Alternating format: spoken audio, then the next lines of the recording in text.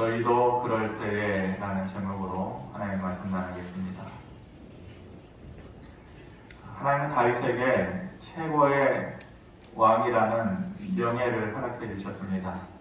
이스라엘 백성들의 기억 속에 그리고 그 역사 가운데에 지울 수 없는, 그리고 누구에게 물어봐도 항상 엄지를 꼽을 수밖에 없는 최고의 왕, 그것도 자그만치 100년도 아니고 200년도 아니고 다윗의 시대가 BC 1000년이니까 지금부터 2023년이잖아요. 2023년 거슬러 올라가고 또 그 전으로 1000년을 거슬러 올라가니까 자그마치 3000년 동안 다윗은 최고의 왕이라는 그런 명예를 가질 수 있었어요. 하나님께서 모든 것을 다 허락해 주시지는 않는 것 같아요. 한 가지를 허락해 주시지 않았죠. 그 마음 가운데 소원, 그게 무엇이었습니까? 하나님의 성전을 짓는 일이었어요. 다윗은 만약 100가지의 일을 한다고 했을 때에 99가지를 다 잘한다 해도 이 한 가지를 못한다면은 그것이 부족하다, 그렇게 생각했을 거예요. 그게 뭐냐면은 성전 짓는 일이에요. 하나님께서 자기에게 부를 주고 명예를 주고 전쟁에 나가서 이기게 하고 다 좋아요. 근데 다윗의 성품상, 다윗의 믿음을 보면 하나님의 성전 짓는 것이 제일 원하던 일이었거든요. 근데 하나님께서 결과적으로는 그 일을 허락지 않으셨어요. 마음은 원하지만 그것을 이룰 수가 없었죠. 모세도 마찬가지예요. 모세도 사람 자체를 보면 하나님과 인간 사이에서 모세만큼 하나님을 가까이 대면한 사람은 없었다, 그렇게 얘기할 정도로 하나님 앞에 인정받는 사람이었죠. 그리고 그가 가지고 있는 마른 막대기는 홍해를 가르고 바위에서 물을 내는 기적과 같은 놀라운 능력을 가진 것이었어요. 그 말 안 듣고 철없는 이스라엘 백성들 40년 동안 광야 생활에서 그들을 이끌고 이제 가나안 땅, 그 목표하던 가나안 땅에 들어가는데 가장 원하던 건 아니에요. 애굽을 왜 나왔어요? 그 고생하면서 40년 광야 생활을 왜 했어요? 가나안 땅에 들어가려고 한 건 아니에요. 가장 바라던 거잖아요. 그런데 정작 하나님은 가나안 땅 앞에서 모세야, 너는 거기 들어갈 수 없다. 하나님, 내가 가장 원하는 건데, 근데 하나님께서 그 가장 원하는 것을 허락지 않으셨어요. 다윗도 마찬가지죠. 바울도 그렇습니다. 바울도 그의 삶을 보면 하나님께서 성령 충만하게 하심으로 인해서 그의 몸에 걸치고 있었던 것, 예를 들면 손수건 같은 거를 바울이 쓰던 것을 다른 사람이 갖고 가면 그 손수건을 만지기만 해도 죽어가는 자가 고쳐지게 되는 놀라운 기적들이 있었잖아요. 이렇게 하나님과 정말로 가까이 했던 바울이요. 그런데 하나님께서 그의 육신에 가시를 주셨어요. 질병을 주셨다는 거예요. 하나님, 이 질병 고쳐주시면은 제가 하나님 앞에서 더 열심히 더 크게 일할 수 있을 텐데 고쳐주세요, 고쳐주세요. 아무리 얘기해도 하나님께서 그것만은 허락지 않으셨어요. 모세의 경우를 보고 다윗의 경우를 보고 바울의 경우를 보면 하나님께서 우리의 삶에 부족한 것을 남겨두시는구나, 그런 생각을 하게 돼요. 가장 원하는 것인데 그것을 부족함으로 남겨두셔요. 그러면서 그 부족한 마음 가운데에 하나님을 찾는, 하나님을 찾을 수밖에 없는 가난한 마음이 되게 하시고 하나님을 향해서 고개를 돌릴 수밖에 없는 삶을 만드시는구나, 그런 생각을 하게 되고 깨달음을 얻게 되는 것이죠. 2023년도를 살아가면서 우리의 삶을 볼 때에 이것저것 부족한 것이 참 많다, 그렇게 생각되실 거예요. 어떤 사람은 물질이 부족하고, 어떤 사람들은 인간관계가 부족하고, 어떤 사람들은 가정 안에서의 일이 부족하고, 어떤 사람들은 먹고 살아가는 문제가 부족하고, 나는 왜 이렇게 부족한 것이 많을까? 그런데 하나님께서 그러한 것을 성경을 통해서 우리에게 보여주신 것은 너희도 깨달으라, 그런 뜻 아니겠어요?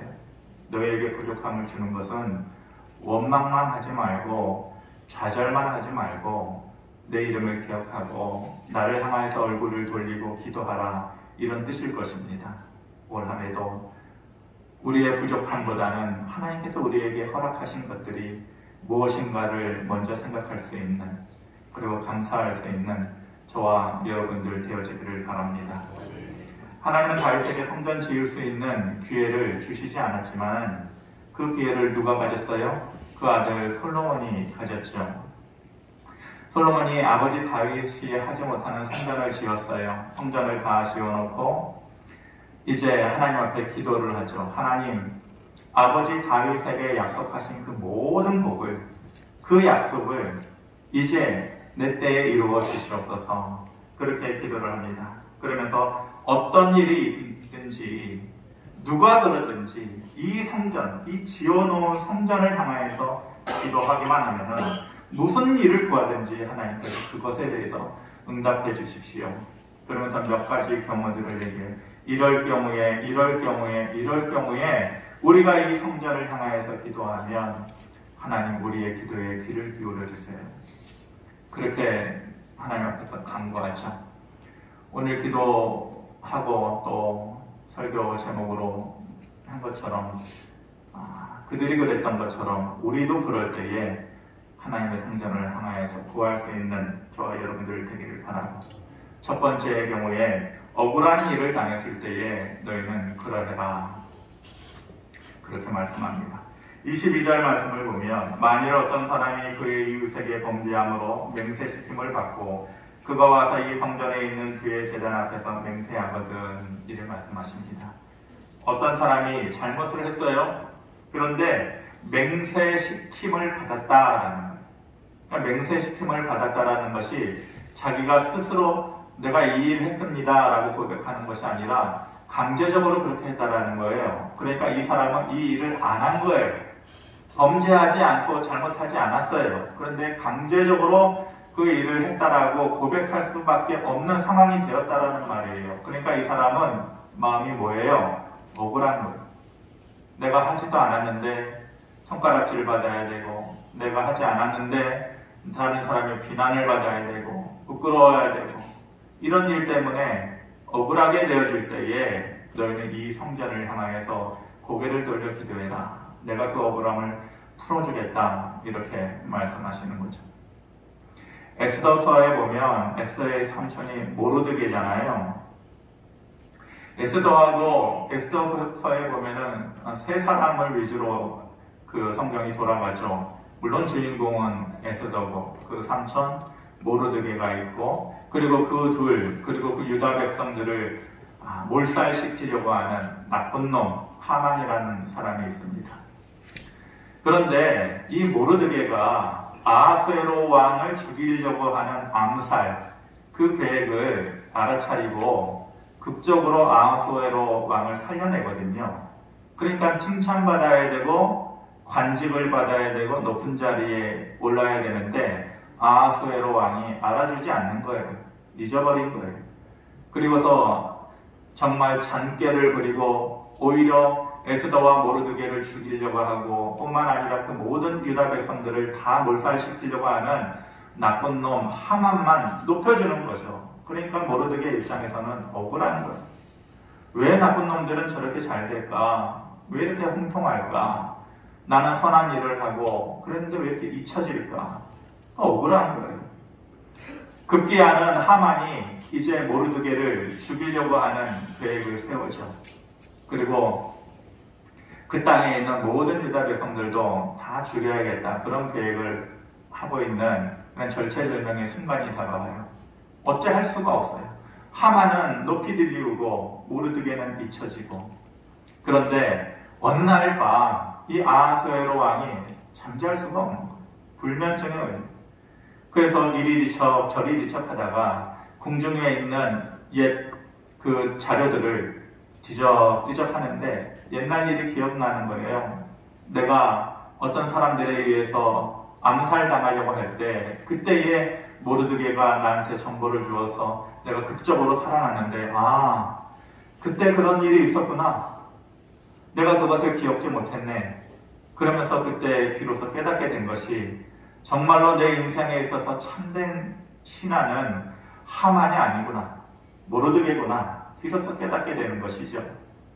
그래서 여차여차 알아보니까 이 못된 놈 하만이 모르드게를 죽이려고 하는 계획을 세우고 있다라는 것을 알게 되고 그 상황을 한순간에 역전시키죠. 죽을 뻔한 모르드게를 살려주고 죽이려고 했던 그 장대에 오히려 하만이 걸려서 죽게 되는 그리고 그 모든 몰살당할 뻔한 유다 백성들을 살려주셔서 그 모르드게에 잊혀졌던 마음, 그래서 억울할 수밖에 없었던 마음을 하나님께서 다 기억하시고 그것을 바꿔놓으신 거예요. 사람은 잊어버리는데 하나님은 결코 잊어버리지 않으셔요.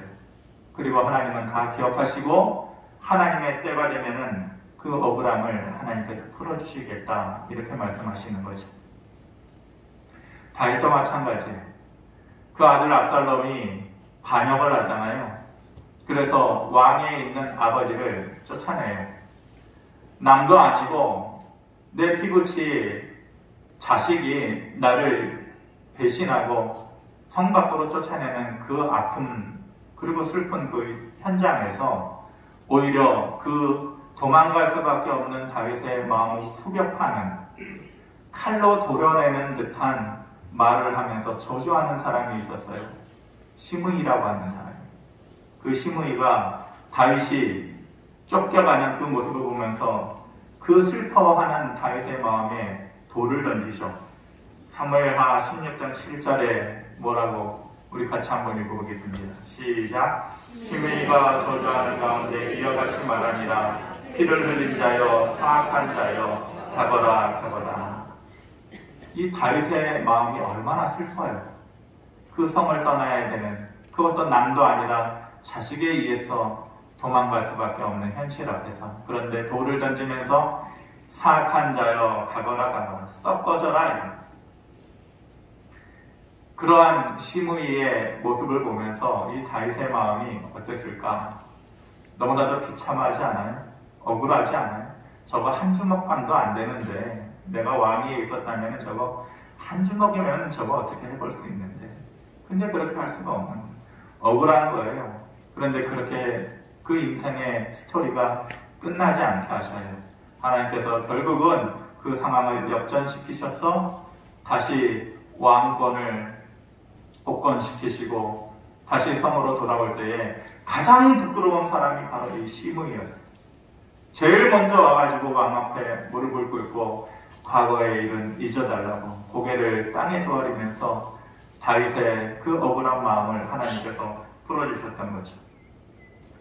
우리도 살면서 억울한 일이 왜 없어요?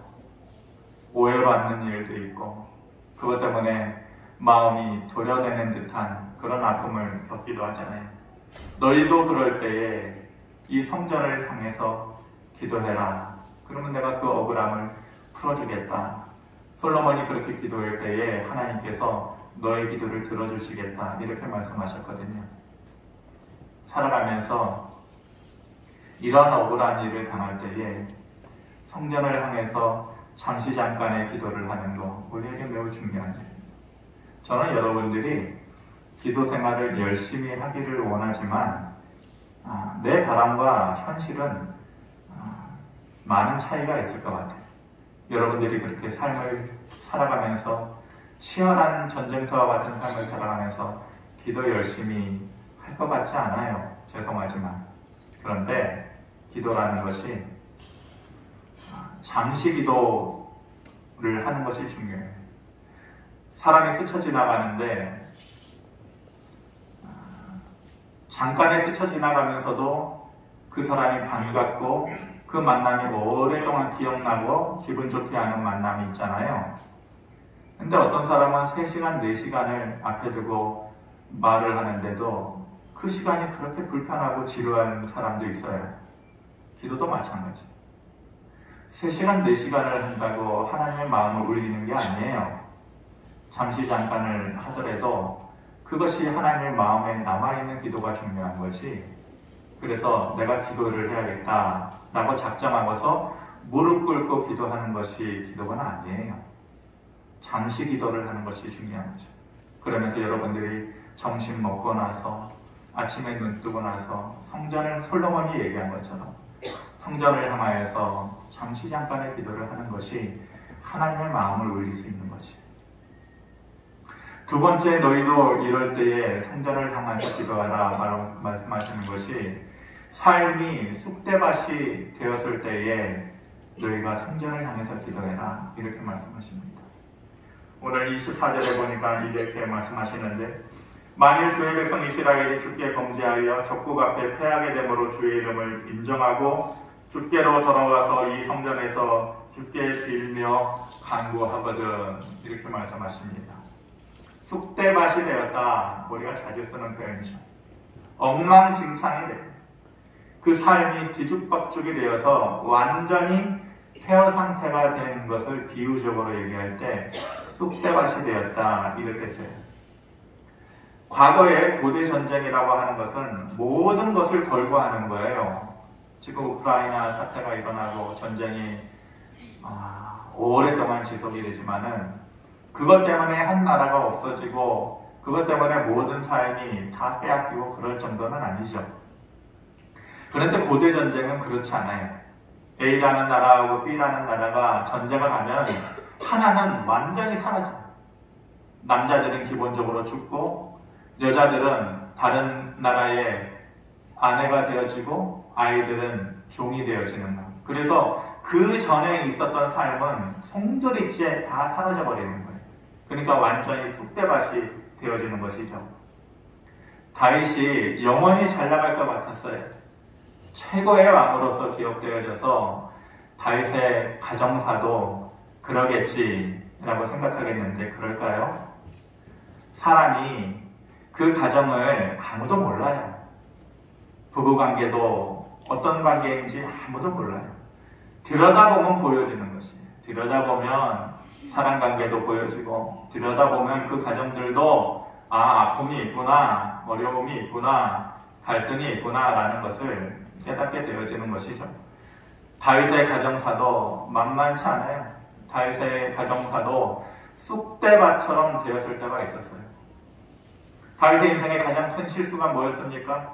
우리아의 아내 밧세바를 강제적으로 취한 거예요.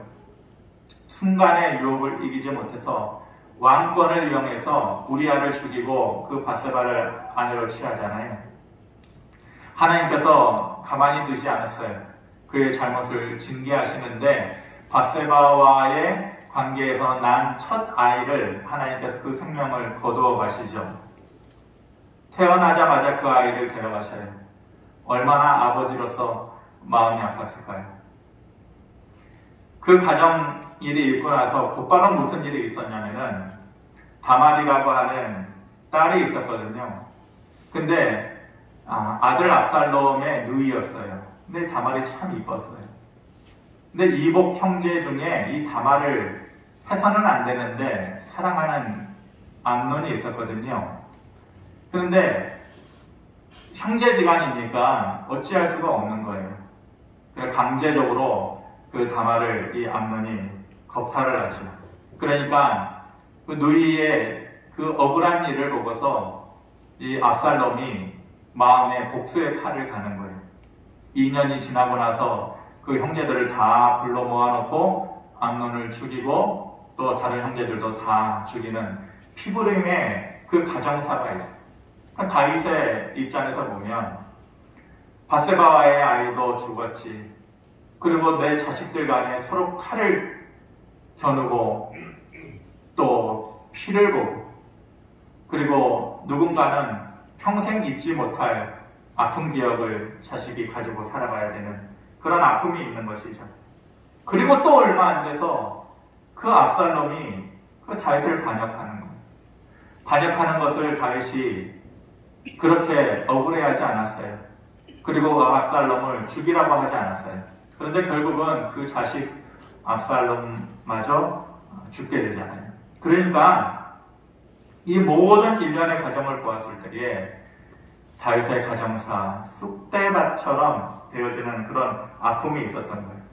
아버지로서, 한 인간으로서 왜 감정이 없었겠어요? 그런 일을 겪으면서 좌절하는 마음이 있었겠죠. 우울한 마음이 있었겠죠. 그리고 자책하는 마음이 있었을 거예요. 왜 우리 가정 안에만 이렇게 어려운 일이 계속해서 일어나는 걸까? 하나 끝나면 또 다른 일, 그거 끝나면 또 다른 아픔이. 왜 우리 가정 안에만 쑥대밭처럼 이런 일이 일어날까? 왜 그런 생각이 없었겠어요? 자책하는 마음이 있었겠죠. 내가 그때 그러지만 않았더라면, 내가 그때 그 실수만 하지 않았더라면, 그것으로 인해서 이렇게 줄줄이 이런 일이 생겨났는데 내가 왜 그때 그랬을까? 그렇게 돌이킬 수 없는 자책하는 마음이 왜 다윗에게 없었겠어요? 그런데 그러한 마음에 사로잡혀 있지 않아요. 그러한 마음에 계속해서 자기의 삶을 묻어두지 않아요. 그러면서 이 마음을, 이 아픈 마음을, 이 쑥대밭과 같은 내 가정의 일을 해결할 수 있는 것은 오직 하나님밖에 없다. 그 마음을 가지고 기도하잖아요. 그래서 시편 55편 22절에 내 짐을 여호와께 맡기라. 그가 너를 붙드시고 의인의 요동함을 영원히 허락하지 아니하시리로다. 바로 압살롬의 그 사건 이후에 다윗이 고백한 시예요. 너의 그 인생의 짐을 하나님께 맡겨봐라. 너가 지려고 해도 다 질 수도 없는 것. 그 무거운 짐을 애쓰면서 끙끙대지 말고 하나님께 맡겨라. 그러면 그가 너를 붙드시고 의인의 요동함을 영원토록 허락지 않을 것이다. 잠시 잠깐의 마음의 아픔을 허락하실지언정 내일도 모레도 그렇게 하지 않을 것이다. 언젠가는 하나님께서 그 쑥대밭과 같은 삶의 현장을 다시 고치시고 회복시켜 주실 것이다. 그리고 다윗이 기도한 대로 그 삶을 회복시켜 주셨기 때문에 이스라엘 역사상 최고의 왕으로 기억되는 것이죠. 세 번째, 너희가 어떨 때에 성전을 향하여서 기도하라고 합니까? 손쓰지 못할 상황에 놓여 있을 때에, 내가 손쓰지 못할 상황이 된다는 것은 내 힘이 부족할 때에 인생 살면서 정말로 내 손으로 어찌할 수 없는 상황 가운데 놓일 때가 있어요. 내 힘이 부족할 때가 있어요. 26절 말씀 같이 한번 보겠습니다. 시작. 만일 그들이 주께 범죄함으로 말미암아 하늘이 닫히고 비가 내리지 않는 주의 벌을 받을 때에 이곳을 향하여 빌며 주의 이름을 인정하고 그들의 죄에서 떠나거든. 하늘이 닫히고 라는 말은 비가 내리지 않는 상황. 지금은 4차 혁명 시대를 살아간다고 하고 이제 모든 것이 AI 시대가 되어지고 정말로 우리가 꿈만같이 꿈꾸던 시대가 이제는 펼쳐지겠죠. 그런데 이때 당시에는 농경사회예요. 농경사회. 농경사회에서 가장 중요한 것은 비 내리는 거예요. 비 내리지 않으면 삶을 살아갈 수가 없어요. 그런데 하늘이 닫혀 있을 때라는 것은 이제는 내 손으로 어찌할 수 없는 그런 상황 가운데 놓여지게 되는 거예요. 하나님께서 이스라엘 백성들에게 내가 너희에게 복을 주리라 말씀하시면서 가장 대표적인 복이 뭐냐면은 내가 너희에게 이른 비와 늦은 비를 내려주겠다. 그것이 그들에게 가장 필요한 거예요. 이른 비와 늦은 비. 이스라엘 백성들의 한 해에 그 농사 짓는 시기는 우리하고는 좀 달라요. 그들은 10월경에 파종을 해요. 그리고 그 이듬해 3, 4월경에 이제 첫 수확을 해요. 그러니까 10월경에 파종을 할 때에 그 쩍쩍 갈라져 있는 마른 땅에 파종을 해봤자 그 씨앗이 땅 밑으로 파고 들어가서 뿌리를 내릴 수가 없어요. 그러니까 그때 필요한 것이 이른 비예요. 10월경에 이른 비가 내려줘야 땅이 촉촉하게 젖어들고 씨를 뿌리면은 씨가 자리를 잡고 클 수가 있는 거예요. 그러니까 필수적으로 10월경에는 이른 비가 내려줘야 돼요. 그리고 이듬해 3, 4월이 되면 곡식을 거둘 때가 돼요. 추수할 때가 돼요. 그러면은 그 마지막 순간에 늦은 비가 한번 탁 내려줘야 그것이 마지막에 쫙 자라 올라가지고 수확을 더 풍성하게 거둘 수 있는 것이죠. 그러니까 이른 비가 꼭 필요하고 늦은 비가 꼭 필요한 거예요. 근데 하늘이 막혀 있으면은 비가 내리지 않는 현실이 되면은 농사 짓는 사람들 마음이 속이 타 들어가는 것이죠. 우리도 그럴 때가 있는 거예요. 우리가 살면서 하나님, 지금 이게 필요합니다. 지금 이 일이 내게 꼭 이루어져야 됩니다. 그런데 내 힘이 부족해요. 나로서는 어찌할 수 없는 상황 가운데 놓일 수가 있어요.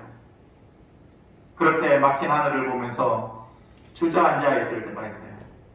그럴 때에, 너희도 그럴 때에 이 성자를 향해서 기도하면 너희가 어찌할 수 없는 그 상황을 내 힘으로 해결해주고 풀어주겠다 말씀하시는 거예요.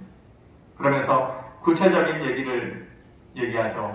너희에게 기근이 임할 때에, 너희가 전염병에 노출될 때에, 그리고 재앙이 너희를 휩쓸 때에, 질병 앞에 너희가 설 때에 이렇게 말합니다. 사람이 몸이 아프게 되어지면 마음이 약해져요. 마음이 약해지고 하고 싶은 것들을 못하게 되고, 그러면은 그 마음 가운데 슬픔이 찾아오게 되는 거죠. 당사자만 그렇지 않아요. 그것을 옆에서 지켜봐야 되는 가까운 사람들도 덩달아서 힘들어지게 되고 아파지게 되는 것이죠. 그런데 어찌할 수 없잖아요. 그 상황을 내가 어떻게 해요? 다들 질병이든지 재앙이든지 전염병이든지 기근이든지 내 손으로는 어떻게 해볼 도리가 없는 상황들이에요. 내 힘이 부족한 상황들이에요. 그럴 때에 애쓰지 말아라.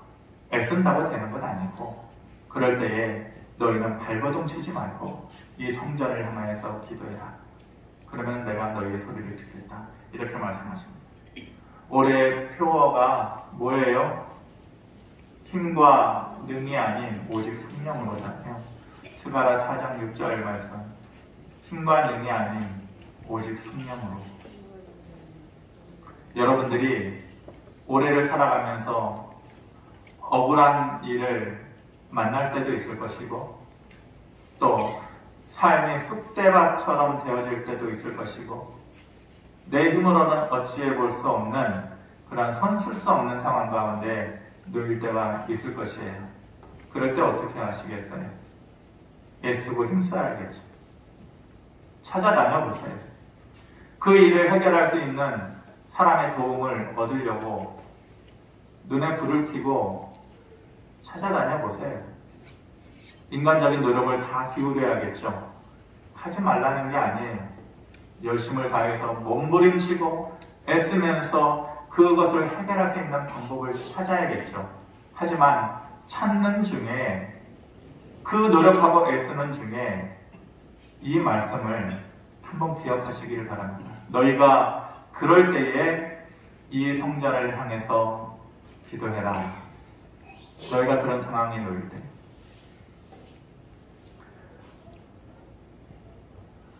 여러분들이 살면서 이런 경우에 노출된 때에 성전이 있는 쪽을, 교회가 있는 쪽을 향하여서 잠깐 멈춰 서시기를 바랍니다. 그리고 하나님, 너희도 그럴 때에 성전을 향하여서 기도한다면 들어주신다고 하신 그 다윗과의 약속을 나에게도 지켜주십시오. 그렇게 기도하시길 바랍니다. 그리고 하나님께 맡기시기를 바랍니다. 기도를 장황하게, 어렵게, 힘들게 하지 말고 앞에 사람 앉혀놓고 빙빙 돌려가면서 어려운 말 하면은 얘기하고 싶지가 않아요. 근데 이 사람이 한마디를 해도 그 사람의 진심이 묻어 있으면 들어주고 싶어요. 이 사람이 나한테 뭘 얘기하려고 그러나. 하나님도 마찬가지. 성전을 향하여서 하나님, 다윗에게 한 약속을 나에게도 이루어 주십시오. 억울한 경우를 풀어주세요. 쑥대밭처럼 되어진 내 삶을 하나님 해결해 주세요. 그리고 내 힘으로는 어찌할 수 없는 상황에 놓이게 되어질 때 하나님 나를 붙잡아 주세요. 그렇게 하나님께 맡기고 나아가면서 문제의 해결함을 받고 감사할 수 있는 저와 여러분들 되기를 주님의 이름으로 축원합니다. 고마우신 아버지 하나님, 아버지 하나님 살면서 오늘의 이 말씀이 기억되어지기를 원합니다.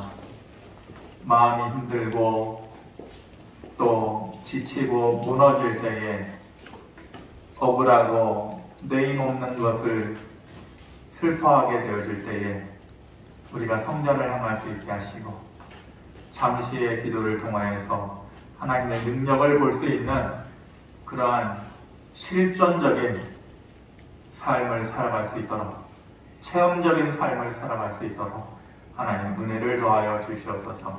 예수님의 이름으로 기도하옵나이다.